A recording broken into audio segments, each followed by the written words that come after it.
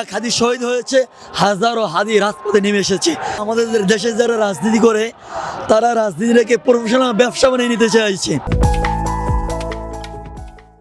এর আগে আপনাদের আবরার পাচ্ছ এদেশের অসংখ্য দেশপ্রেমিক যারা দেশের পক্ষে, যারা ইনসাফের পক্ষে, অন্যায়ের বিরুদ্ধে, ফ্যাসিস্টের বিরুদ্ধে কথা বলার কারণে দেশের জন্য জীবন দেওয়া লাগছে।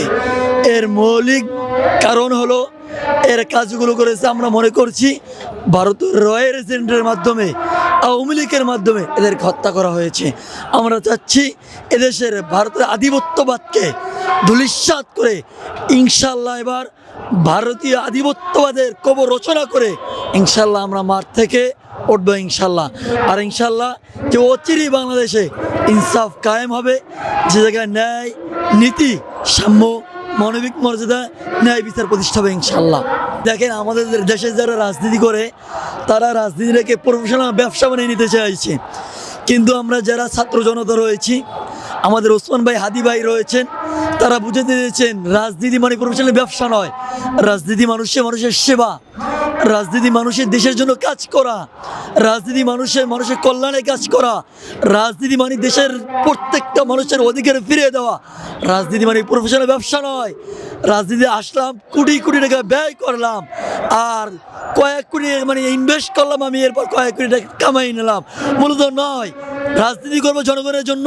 রাজনীতি যে খরচ হবে, খরচ করবে জনগণ দিয়ে নেতা নির্বাচন করবে।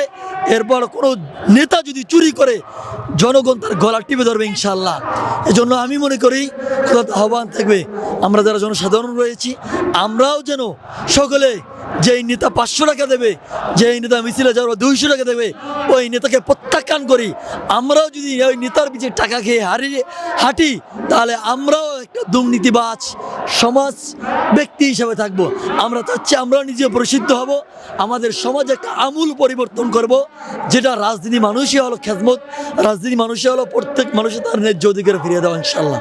আমি আগামী বাংলাদেশ দেখতেছি, এক হাদি চলে গেছে, হাজারো হাদি এখন জন্ম নিয়েছে। এক হাদি শহীদ হয়েছে, হাজারো হাদি রাজপথে নেমে এসেছে। ইনশাল্লাহ আগামীর বাংলাদেশ হবে ইনসাফের বাংলাদেশ, আগামীর বাংলাদেশ হবে কোরআনের বাংলাদেশ।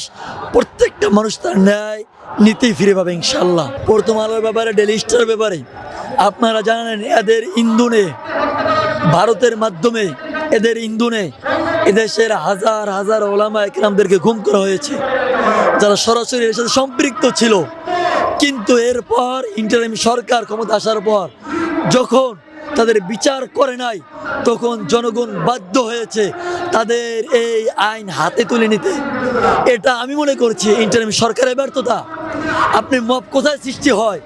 যখন রাষ্ট্র ব্যর্থ হয়। 5ই আগস্টের পর আমাদের কিছু সুশীল ব্যক্তিরা এই ব্যর্থ করে আমাদের ওসমান হাদির মতো ভাইকে প্রকাশ্যে গুলি করা হয়েছে। এভাবে আমাদের কত জীবন যাবে, কত জীবন নিতে চায়। আমরা কোনোবার জীবন দিতে চাই না। আমরা চাই দেশে আমূল পরিবর্তন, যে পরিবর্তনের মাধ্যমে একটি দেশ পরিপূর্ণভাবে স্বাধীন হবে, ভারতে আধিপত্যবাদ থাকবে না। বহিরের কোনো রাষ্ট্র স্বাধীন রাষ্ট্র হিসাবে, তারা অর্থবহুল যে রাষ্ট্র স্বাধীন সেই হিসাবে আমরা চলবো ইনশাল্লাহ, এটাই আমরা চাচ্ছি।